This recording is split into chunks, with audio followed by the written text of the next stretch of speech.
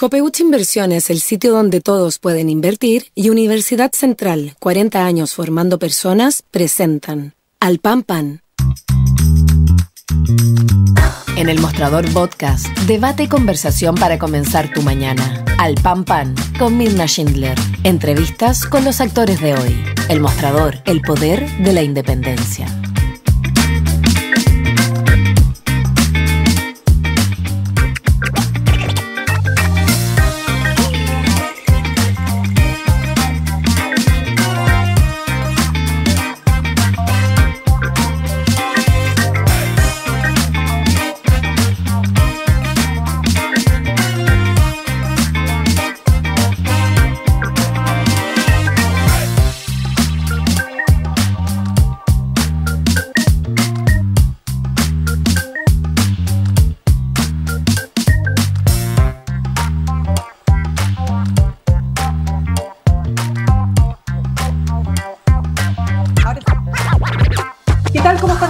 Muy buenos días, comenzamos un nuevo capítulo de Al Pan Pan aquí en el mostrador.cl, cuando todavía caen algunas gotitas en la capital que son muy bienvenidas, y en este jueves 10 de agosto que queremos conversar muchos temas con nuestro siguiente entrevistado, pero es imposible no partir por lo que ha pasado en Ecuador con el asesinato de un candidato presidencial, el candidato Fernando Villavicencio.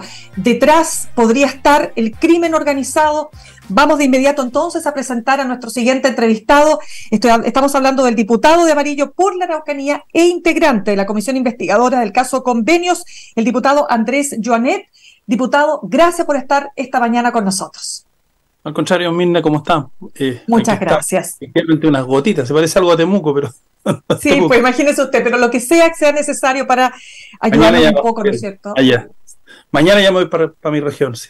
Ahí vamos a estar conversando también de lo que está pasando en su región, diputado, pero permítame partir, ¿no? Yo le comentaba antes de iniciar la entrevista que este caso que ha remecido no solo al país, no solo a Ecuador, sino que al mundo, porque nos retrotrae a los peores momentos de América Latina, en particular cuando el asesinato de figuras presidenciales o de candidatos presidenciales era algo así como pan de cada día.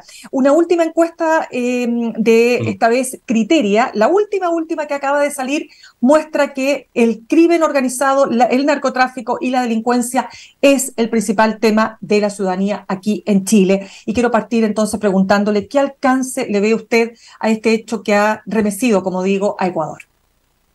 Bueno, eso está presente hoy día. A ver, yo me recuerdo, ¿te acuerdas? Con Luis Donaldo Colosio, México, elecciones PRI, la década del 90, competía, lo mataron, finalmente después asume Cedillo, pero en el fondo lo mataron, y además desde el interior del PRI, tremendo, ¿no? Lo que pasa es que cuando vamos normalizando la violencia, la delincuencia, las incivilidades, todo esto, nuestra sociedad, que se supone que es civilizada, en el fondo se va acostumbrando a esto. Y en el caso de Ecuador, ojo, de hecho estoy justamente por escribir un artículo porque tengo la información. Ecuador hace 5 años atrás, no más, tenía cifras poquitito peores que Chile, pero poquitito. Estamos hablando más o menos de 5 muertos por cada 100.000 habitantes. Bueno, hoy día tiene 40. Tremendo. En 5 años. Es una cosa... Nosotros subimos también es desastroso, pero entonces, ojo con Ecuador. Ecuador era un país tranquilo, pero hoy día está tomado por el narcotráfico, por las bandas criminales. Y nosotros aquí en Chile tenemos una situación extremadamente frágil. Te voy a poner un par de cifras. El 30% de todas las drogas que llegan a Europa pasan por Chile. Hoy día no hay ningún control. Ningún control. Los barcos más grandes que se han encontrado en el último tiempo... con incautación de droga, tanto en Estados Unidos como incluso en el mar, tienen sellos de la aduana chilena. Yo he puesto hace mucho tiempo atención respecto de la aduana chilena, ahí no hay control.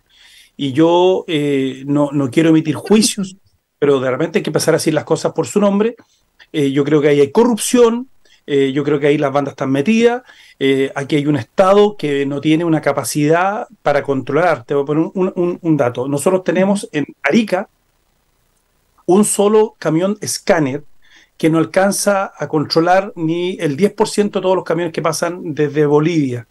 En Bolivia nosotros tenemos Santa Cruz, instalado un grupo narcotraficante importante, brasileño, o sea, tenemos nosotros 2 bandas ya instaladas mexicanas acá, el Tren de Aragua, y la banda del Golfo colombiana. Esa es la situación hoy día de Chile y creo que ha habido mucha pasividad, no solo este gobierno, sino anteriormente. Yo diría desde el gobierno del presidente Bachelet, pero más que ella, porque las cifras en materia de seguridad no eran como después. En el gobierno del presidente Piñera hubo mucho fuego artificial en muchas cosas, pero la verdad que en materia de trabajar contra el crimen organizado, no solamente en materia legislativa, sino que también las policías. Nosotros hoy día tenemos un déficit en materia de policía tremendo. Yo te voy a dar una cifra. El año pasado egresaron 800 carabineros, pero fueron 1.500 a retiro.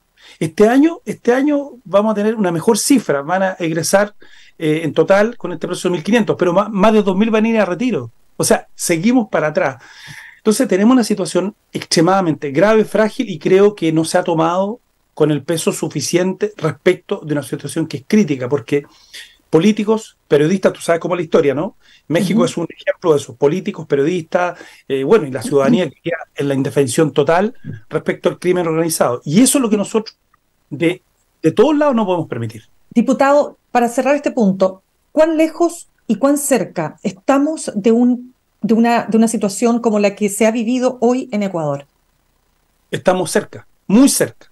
Muy cerca, y lo digo con responsabilidad. Yo he venido dando estas cifras. A mí, porque yo me metí en el tema de seguridad hace muchos años. Entonces, en mi ex partido me decían, te derechizaste. Yo no me he derechizado. Yo soy una persona que tiene tradición de centro izquierda. Mi padre fue preso político, torturado en la dictadura. Pero más allá de eso, yo tengo una convicción ideológica desde donde me paro ideológicamente. No, el tema de la seguridad es un tema transversal y que además afecta fundamentalmente a las personas más carenciadas, si tú quieres, y también más vulnerables, porque cuando hablamos de violencia contra la mujer o violencia contra la infancia, en fin, siempre los más débiles, los más carenciados, sufren de la violencia, de la delincuencia, de las incivilidades. Entonces, la verdad que este es un país que yo espero que vuelva a un orden, en el buen sentido del orden, de que nos respetemos, de que uno pueda andar en la calle tranquilo, de que un país chico, si Chile tiene 20 millones de habitantes, nosotros, Chile cabe, o sea, 3 Chiles caben en la Ciudad de México. Si quisiéramos controlar este tema, hacerlo de forma profesional, invertir en eso, tener una política de mediano a largo plazo donde hubiera un acuerdo nacional para que la gente viviera tranquila. Si aquí lo único que la gente espera en los sectores más carenciados, por último ya, tiene situaciones en desmedro en materia económica, está bien. O sea, no está bien, pero ya. La gente, aparte de tener un desmedro económico, vive en sectores que son permanentemente vulnerados por la delincuencia y el Estado no llega. Eso no puede ser. En una democracia de alta intensidad como se ha señalado que Chile es una democracia de alta intensidad, entonces eso, más lo de la Araucanía, en fin, tenemos una situación...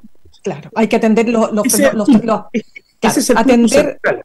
Claro, ¿cómo logramos detener, ¿no es cierto?, el avance de aquellos factores que pueden volverse, digamos, difíciles de retrotraer, que fue lo que pasó en México, también recordemos en Colombia también se asesinaba a candidatos presidenciales, en fin. Pero, diputado, en honor al tiempo, no quiero dejar de entrar, por cierto, en materia respecto de lo que es su trabajo, ¿no? O va a ser su trabajo más bien como integrante de la comisión investigadora del caso Convenio. Yo quiero preguntarle primero que nada, ayúdenos a entender este panorama. ¿Por qué?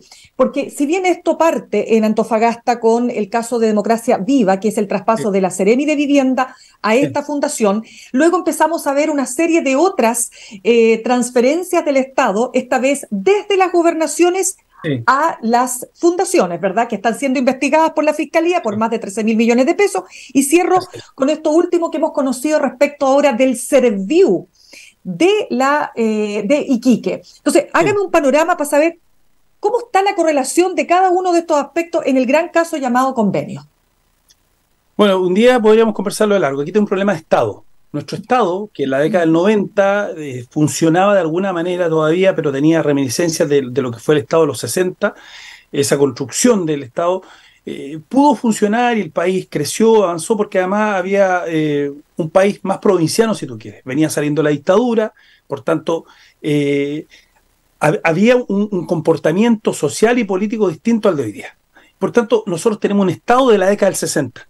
Un funcionamiento del Estado de la década del 60 se ha pasado por un Estado que además no hay control. Y el problema es el control.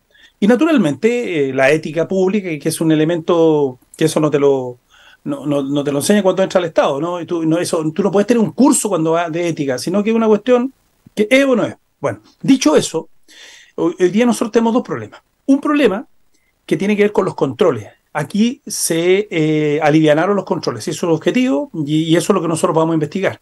Y lo primero que quiero señalar respecto a la comisión investigadora, esto no es una casa de brujas. Las comisiones investigadoras no pueden ser casa de brujas, tienen que ser comisiones parlamentarias que busquen la verdad y pongan esos antecedentes naturalmente ante la instancia que corresponde. Y yo por lo menos voy a garantizar eso. Porque ya, en el fondo, entonces, sí, aquí diputado. Sí. Medio segundito. Hoy día el Congreso está muy, muy polarizado entre los sectores más extremos. Y eso yo por lo menos no lo voy a permitir porque en el fondo el Congreso tiene que dar señales y garantizar que en el fondo estamos ante una institución de Estado que va a buscar en una comisión investigadora que efectivamente entreguemos los elementos para que se investigue en otras instancias. Ahora, diputado, lo que quiero, por eso le decía cuando le hago la pregunta inicial respecto de qué peso tiene cada una de los aspectos de este fenómeno. ¿Cuánto peso tienen las gobernaciones? Usted diría que ahí está puesto el peso más importante en este minuto, en este momento. ¿Cuánto peso tienen los traspasos de Ceremis a las fundaciones? Y cuando usted habla de que falta control o se alivianaron los controles, quiero entender respecto de ese alivianamiento de control, ¿eso ocurre cuándo? ¿Bajo esta administración? ¿Viene de antes? Etcétera.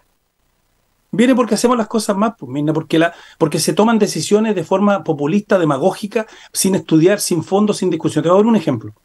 Yo me opuse a la creación de los gobernadores. Primero ya los CORES funcionaban mal. Digamos las cosas como son. Los CORES, ¿cuál es el aporte del Parlamento regional para efectivamente sacar adelante las regiones? Si tú empiezas a revisar la cantidad de viajes que hacen los CORES al extranjero, no sé qué convenio, tienen el 6%, el 2% de deporte, cultura y seguridad, y lo dan ellos en general de forma clientelar. Así es la cuestión. Y eso no puede seguir, porque en el fondo hay una organización, por ejemplo, que postula a un proyecto de seguridad y no se lo gana porque se lo gana la otra porque son amigos del CORE. Así funciona. Y eso no puede ser. Y además proyectos que no sirven para nada. Proyectos de cámaras. Todo el mundo quiere tener cámaras. Si las cámaras no están conectadas, las cámaras quedan en desuso a los 3, 4 meses. Por ejemplo, un problema. Segundo problema, gobernadores. ¿Cuál ha sido el aporte de los gobernadores? ¿Ah? No, me dicen, no digas eso porque es poco popular. Mira, yo fui intendente, yo tenía varios controles, yo no podía pasarle ni $1 milloncito de pesos a una fundación amiga, pero hoy día miles de millones de pesos a fundaciones amigas, un programa, mire, yo no tengo nada contra eso, pero creo que hay prioridad. Un programa en la Araucanía de manicure, de no sé qué cosas, de belleza, que la directora ejecutiva anda arrancada, con no sé cuántos cientos de millones de pesos. Oye, por favor, la Araucanía tenemos problemas tremendos, distintos. Por último, entreguemos a organizaciones mapuches para relevar en nuestro tema cultural lo que tú quieras. Entonces, mira, el intendente tenía muchos controles en un país que tiene una cultura distinta. Entonces inventamos todos los gobernadores y me acuerdo que partió toda esta cosa con unos iluminados, pero no hubo una discusión de fondo. Nosotros somos 20 millones de habitantes, no somos un país con 200 millones, no somos federales. Entonces se armó esto para dejar tranquilo una parte y finalmente hoy día no está funcionando, no están funcionando los gobernadores, es así. Ya, pero diputado, ¿el problema son los gobernadores o el problema es, ¿no es cierto?, cómo quedó establecida la ley que permite, ¿no es cierto?, entre otras cosas, que los gobernadores tengan acceso a recursos públicos y que puedan, ¿no es cierto?, determinar a quién se le traspasa esos recursos para ejecutar acciones sociales o del tipo, ¿no es cierto?, de asentamientos precarios, ¿verdad?, y todo lo que está involucrado, por cierto, en el caso convenios y en el tema de las fundaciones. ¿Cuál es el punto ahí? Es que el punto, Mirna, es que está mal hecha la política, porque, por ejemplo, si yo tengo un gobernador A que tiene un criterio A y me la Araucanía o en cualquier parte me tocó un mal gobernador, me voy a tener, perdóname la expresión, comer un gobernador 4 años, o si me toca un populista, un demagogo, me lo voy a tener que comer 4 años. Si te toca un mal intendente, por lo menos tú lo puedes sacar y echar. Y te van poniendo metas. Por ejemplo, nosotros teníamos la meta del gasto. Si el gasto nosotros en octubre no lo teníamos ya ejecutado, nosotros teníamos un problema grave. A mí me medían por 2 cosas, por el gasto y por la seguridad, cuando era intendente. Y yo tengo un presupuesto gastado, pero bien gastado, en esa época, del 98-7. Los gobernadores, ¿qué es lo que hacen? El último mes, como no se están gastando la plata, la pescan y la tiran en distintas fundaciones, en distintas partes, y dicen, hemos ejecutado el 99% y esas cosas. Entonces, ya, ¿sabes lo que pero pasa? a ver, es que eso es súper importante para que... Sí, Sí, es que, diputado, yo siempre pateo la dispero y digo cosas a veces. Cuando estábamos en la discusión constitucional dije, ¿saben qué? Aquí tenemos que tener un consejo experto porque en Europa las 40 constituciones europeas las redactaron expertos parlamento. No, antidemocrático, Andrés Joan es un antidemocrático. No, mire, de repente, lo que pasa es que de repente vamos con la ola. Y en el tema de los gobernadores esto no está funcionando. No está funcionando. Y si no funciona, retrotraigamos y volvamos a los intendentes. ya, pero por eso le pregunto, el tema son los gobernadores en sí mismos, porque la idea, ¿no es cierto?, cuando se estableció esto, era darle autonomía a las regiones, que sean las regiones las que elijan a sus gobernadores y no que sea el gobierno central el que determina qué autoridad va a representar a cada región. Pero Ese es un buen idea propósito. No, pero no un buen propósito, mira, porque nosotros tenemos un ejecutivo que gana una elección y que tiene una responsabilidad de dirigir un país, ya sea de izquierda, derecha o la concertación o como tú quieras. Y ese tiene que hacerse responsable y tiene que nombrar una persona en la región que tiene que ser de la región, porque así lo dice la ley, que tiene que sacar adelante las políticas públicas. Lo que pasa es que lo que tenemos que descentralizar no es los cargos, tenemos que descentralizar la idea del desarrollo.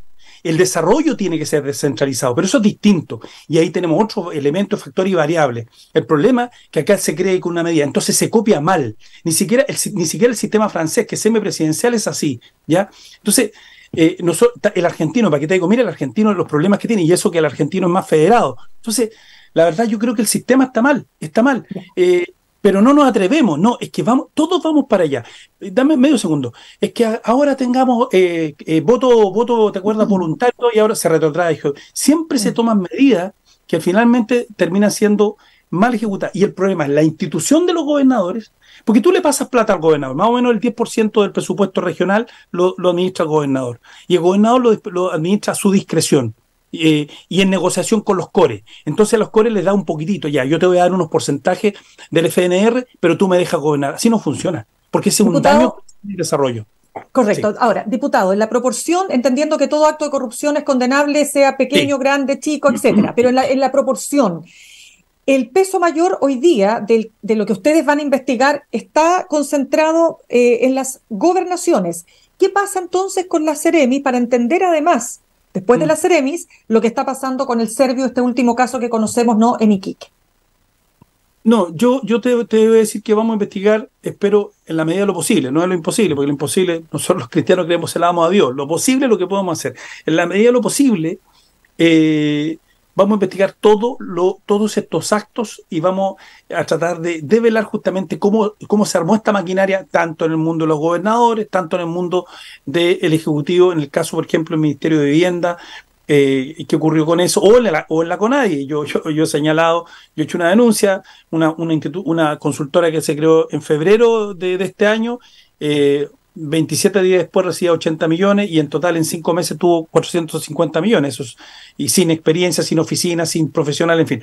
No, la idea es estudiarlo todo y poder entregar conclusiones de fondo para mejorar esto, porque tenemos que hacer política, hay que poner más cortafuego, pero sobre todo estudiar bien la institucionalidad. Yo lo que te acabo de decir respecto a los gobernadores. Todos me dicen, no digas eso porque eso es antipopular, no hablo contra los gobernadores, hablo contra la institucionalidad que no está funcionando. Y si no funciona, hay que retrotraerla. Ya, pero entonces usted, cuando estamos de acuerdo que, claro, evidentemente la comisión investigadora tiene que investigar todo lo que está ocurriendo y saliendo, pero quiero preguntarle respecto de lo que se ha planteado, ¿no es cierto?, desde la oposición en particular con respecto a el caso de Democracia Viva y todo lo que eso ha generado. Se habla de un mecanismo. Algunos parlamentarios, ¿no es cierto?, de oposición insisten en que aquí lo que hay es un mecanismo para defraudar al Estado. O sea, no es un tema aislado, no son 4 o 5 sinvergüenzas parafraseando al presidente Boric, sino que aquí casi que hay una intención que se diseñó para lograr este traspaso del Estado a fundaciones al punto, dice la oposición, que se rebajaron o se relajaron los requisitos precisamente para conseguir ese objetivo. ¿Usted comparte esa hipótesis al menos? Es una hipótesis que es plausible, pero es la que vamos a tener que comprobar. Yo creo que uno efectivamente, como tú acabas de señalar, Mirna, uno tiene una hipótesis, pero tiene que demostrarla.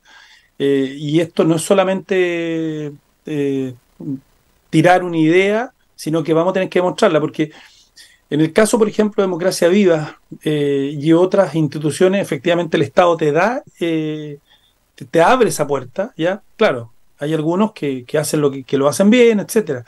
Pero la verdad es que, a ver, es lo que vamos a ver si efectivamente se armó una maquinaria para defraudar el Estado aquí y en distintas partes. Claro, considerando que aquí estamos hablando de... Sí. Sí, es que estamos hablando de distintos partidos, porque lo que pasa con los gobernadores, de hecho, hay tres de ellos que están directa o indirectamente relacionados con la democracia cristiana, partiendo por el ex militante Patricio Vallespín de Los Lagos, ¿no es cierto? El caso de Arica, Bío Bío, en fin. Diputado, la pregunta entonces es la siguiente. La salida de Giorgio Jackson y ahora esta acusación constitucional, ¿ayudan en este tremendo conflicto o no? Sí y no. Yo creo que Giorgio Jackson objetivamente es un mal ministro. Y lo digo por experiencia. Él cuando fue ministro de las Express no fue un buen ministro. Después asumió Ana Libriarte y la diferencia fue de la noche a la mañana. O eso es su objetivo. El trabajo que hizo Ana Libriarte lamentablemente se enfermó. Yo te lo puedo decir, es un manejo distinto, una experiencia distinta. Bueno, fue reprobado, pero le dieron un vale otro y se fue a desarrollo social. No ha sido un buen ministro de desarrollo social. Te voy a poner ejemplo. No tenemos política familiar. Hoy día que tenemos graves problemas en materia de que las familias y muchos jóvenes están entrando a delinquir, no hay un programa que uno dijera, pero un programa de verdad, ¿no? No está conversando, como dicen hoy día, con el Ministerio de Educación, porque hoy día tenemos un problema grave con los jóvenes en materia de deserción escolar, etcétera. No tenemos hoy día el proyecto, en materia indígena no hay ni un control sobre la CONADI. Tampoco tenemos el proyecto de pueblos indígenas, de Ministerio de Pueblos Indígenas, duerme ahí, cuando este gobierno se comprometió aquí a sacar el proyecto del Ministerio de Pueblos Indígenas. El Consejo de Pueblos Indígenas tampoco ha avanzado. Esos temas son súper importantes, en mi caso para la Araucanía, porque además nos van a ayudar mucho también en ir resolviendo ciertos temas que no tienen que ver con la violencia, sino tienen que ver con deuda histórica, ¿ya? Que hay que separarlo hacia los pueblos indígenas en general y sobre todo al pueblo mapuche. Bueno, en eso Giorgio Jackson brilla por su ausencia y por tanto yo creo que él le hace un daño al país, porque es un mal ministro, al gobierno, porque en el fondo tiene todo concentrado el gobierno en esto, en vez de dedicarnos a lo que hablábamos al principio, al tema de la seguridad, y tercero, le hace un daño al presidente, porque el presidente objetivamente, yo no voté ni por el presidente ni por Carl, yo fui por primera vez votada nulo porque ninguno de los dos finalmente me convencía, pero yo creo que este presidente cada vez se parece más a un presidente y se parece menos al dirigente estudiantil que partió, y eso es objetivo, y por tanto, el presidente es el que nosotros tenemos que lograr que se fortalezca y que tenga mucha autoridad política para que saque este barco adelante. Y creo que el ministro Jackson, le hace un daño al presidente. Ya, pero... y eso, en definitiva, como te digo, él debiera haber dado un paso al costado hace tiempo, sí, por dignidad, mire. Perdóname un segundo. Sí. Ministros como Carlos Figueroa, tú eres parte también de esta parte de la historia política, pero ministros como Carlos Figueroa votó con un carnet, se fue. Y el amigo del presidente, ¿te acuerdas? Claro. De Frei Ruiz.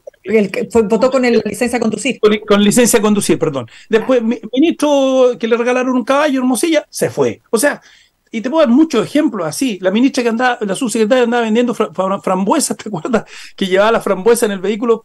La cosa, una equivocación, si tú quieres, porque eso no es corrupción, se fue. O sea, señales. Y aquí no ha habido ni una señal. Ya, pero espéreme, pero todo eso que usted describe de Giorgio Jackson, ¿da para una acusación constitucional? ¿Usted la va a apoyar? Yo voy a estudiarla, yo he señalado, y de verdad nosotros con un equipo de abogados, que algunos trabajan en la Universidad de los Andes, en la Universidad de Chile, estamos estudiando, porque creo que yo en general no me gustan las acusaciones constitucionales así por así, pero creo que en el caso de Jackson estamos estudiando efectivamente si da para una acusación constitucional. Nosotros hemos seguido en ese estudio. Mientras eso nos dé, no vamos a presentarla. Y lo vamos a decir, porque no es llegar y presentarla. Y aún así, si tuviera los antecedentes jurídicos, ¿no? Hay que pensar si están los votos. Porque lo peor que uno puede hacer es presentar una acusación constitucional que, aunque tenga un fondo jurídico, finalmente no tenga los votos y tú fortaleces, en este caso, al ministro Jackson, que creo que lo que está... Claro, ¿y usted cree que están los votos? No creo hoy día. No creo hoy día, pero además yo creo que los republicanos, la verdad es que están haciendo una cuestión que es brutal. Los republicanos, yo lo que creo que están haciendo es tratar de presentar esta acusación, que se pierda, fortalecer a Jackson en el gobierno, porque en la tesis de los republicanos es que mientras Jackson esté en el gobierno, eso le hace mal al gobierno y ellos ganan con eso, porque es una posición despiadada. Y a mí me parece A mí me parece que en el contexto que está en el país, en que tenemos una crisis de seguridad brutal, que si no la enfrentamos hoy día, vamos a estar ya en los próximos años sin poderla enfrentar, que tenemos una crisis económica que tenemos que salir adelante, este país tiene que empezar nuevamente a crecer, en fin, a mejorar su condición económica, o sea, dos cuestiones muy importantes. Yo creo que no deberíamos concentrar en eso, en generar una oposición despiadada, porque creo que eso finalmente daña al país. Y yo siento que los republicanos, en ese sentido, y bueno, y en varios otros, pero en ese sentido, no tienen mucho fondo. Tienen un discurso muy bien aprendido, son muy buenos para los TikTok, muy buenos para las redes sociales, pero fondo, yo no he visto en este sentido. O sea, a nosotros los amarillos nos dirán muchas cosas, pero por lo menos hacemos propuestas, estamos discutiendo temas de país, prontamente vamos a entregar una propuesta de desarrollo al ministro de Hacienda, así bien contundente, para que el país en el fondo, de verdad, no una cosa demagógica, estamos hablando de economistas como René Cortázar, José Pablo Arellano, Álvaro Clark y otros que están trabajando ahí para en el fondo entregar una propuesta de país. Por eso te digo, yo creo que... Sí. Perdón, Diputado, perdón. usted hablaba de una oposición despiadada. ¿Es despiadada esta oposición? No toda la oposición. Yo hablé de republicanos y fui súper específico, porque creo que republicano le encanta la polarización, yo lo veo en el Congreso. Y la verdad que a veces es ridícula las discusiones que se dan. Entonces están desde la extrema izquierda o lo que es la izquierda populista radical. Esto no lo digo peyorativo, yo estoy usando conceptos de Chantal Mouffe y Ernesto Lacroix, que además son los ideólogos del Frente Amplio. Entonces ellos entran en una cuestión que finalmente polariza, además que no en temas de fondo, sino mucho tema para sus galerías, para su nicho. Y me parece a mí que eso no es pensar en el bien del país ni en el bien del Estado. Yo lo voy a hacer, yo soy oposición, pero el gobierno no puede decir que yo no colaboro permanentemente en sacar apruebo. Le he aprobado al gobierno, le he aprobado casi todo, pero en el fondo además colaboramos para tratar de sacar políticas públicas adelante. Por ejemplo, política de cárcel. Yo coordino el grupo de tareas de cárceles con el ministro, que fue una idea mía, perdone que lo diga así, pero con el ministro de Justicia, carabineros, para que tengamos por lo menos 6.000, 7.000 carabineros formándose, en fin. ¿Y va a colaborar con la reforma a las pensiones? Vamos a estudiarla porque en el fondo queremos, y ahí nosotros tenemos un equipo que lo lidera José Pablo Arellano, para entregarle una propuesta, porque queremos una reforma a las pensiones que además pueda mantenerse en el tiempo, que entregue buenas pensiones, pero para que entregamos buenas pensiones tenemos que volver a crecer, y no solamente ir sacándole a los impuestos, porque un día eso se va a acabar esa parte donde sacamos los recursos. Diputado, se nos va acabando el tiempo. Tengo dos preguntitas que no quiero dejar de comentarle. Por un lado, no sé si usted coincide con el presidente de la UDI, Javier Macaya, cuando dice que no es suficiente sacar a Giorgio Jackson, y ahora él dice que incluso es difícil que pueda mantenerse Montes después del caso de Serviu, que se está investigando en Arica por traspasos también, esta vez del Serviu a fundaciones. No, tengo un matiz importante con el presidente de la UDI. Yo creo que, bueno, más allá que yo creo que efectivamente el ministro Jackson tiene que salir, y creo que hay que generar una política pública para que no vuelva a ocurrir, pero en el caso del ministro Montes hasta el día de hoy, yo creo que el ministro ha tomado las medidas que ha tenido que tomar. Él se encontró en esto. A ver, también los subsecretarios son los que controlan fundamentalmente el ministerio del punto de vista administrativo. Yo en eso no coincido con el presidente de la UDI respecto al ministro Montes. Y lo último, también relacionado con lo que usted señalaba respecto de los republicanos, ¿qué cree usted que hubo detrás de esta idea que propuso en una entrevista el expresidente Sebastián Piñera de formar esta gran alianza desde republicanos hasta demócratas, amarillos y ustedes, digamos, ¿no? ¿Qué cree usted que hay ahí en esa propuesta? ¿O cuál era la intención? Yo creo que son las cosas del presidente Piñera. El presidente Piñera a veces juega mucho a los fuegos artificiales, comando jungla. Nunca existió el comando jungla, llevó unos Jeep Mowat que eran del año 81, los pintó de verde, dijo que los carabineros se habían formado en Colombia, sí, pero siempre los carabineros salen afuera del país a distintas partes, como otros vienen a Chile, pero creó una imagen que le dura un tiempo, ¿no? Un placebo. El presidente Piñera juega mucho a los placebos, y mire cómo terminó el presidente Piñera con una crisis social, política, que en otro país hubiera terminado fuera, pero Chile por lo menos tenía una institucionalidad que permitía que los presidentes se mantengan. No, yo creo que ahí son las salidas que tiene el presidente Piñera, las cosas que él le gustaría. Él habla a veces más de la cuenta, no pone un Pero punto. ustedes ¿cómo se imaginan una alianza con la derecha? No, ya lo dijimos nosotros, fuimos súper claros. Primero tenemos una cultura política, y yo asumo mi cultura política, y por otra parte, por eso en definitiva nosotros armamos esto, porque creíamos volver a esta democracia de los acuerdos que alguna vez creo que hizo avanzar este país. Pero por otra parte, con los extremos es muy difícil llegar a gobernar porque tenemos además visiones políticas, democráticas. En materia de derechos humanos, por ejemplo, nosotros defendemos los derechos humanos aquí, ayer y en todas partes del mundo. En materia de desarrollo económico lo mismo. Entonces, la verdad, yo creo que en esto no es llegar y gobernar. Lo que sí, yo creo que este país requiere un pacto de gobernabilidad a la alemana, cuando los demócratas cristianos y los socialdemócratas, cuando están en dificultades, el propio electorado los pone juntos, ¿no? Yo creo que aquí puede efectivamente haber un pacto de gobernabilidad en los próximos 4 años para sacar el país adelante, ¿no? Porque el país está absolutamente estancado. Pero eso no se puede hacer con los extremos, Mirna. Ya pues, diputado, muchísimas gracias por su tiempo con nosotros aquí en el Pampan, en elmostrador.cl. Que esté muy bien. Pues chao. Gracias. Saludamos a esta hora a nuestros auspiciadores. Copeuch Inversiones te ayuda a cumplir tus metas desde 1.500 pesos y con una comisión que se acomoda a tu bolsillo. 100% digital, fácil de usar, te acompaña y con el completo control de tus fondos. Copeuch.cl, el sitio donde todos pueden invertir. Y Universidad Central, 40 años formando personas. Ven a vivir la experiencia USEN. Para los que buscan avanzar, posgrados USEN. Acreditada y adscrita a gratuidad. Conoce más en posgradosusen.cl. Nos vamos al corte y al regreso estaremos conversando con la presidenta del PPD, Natalia Piergentili.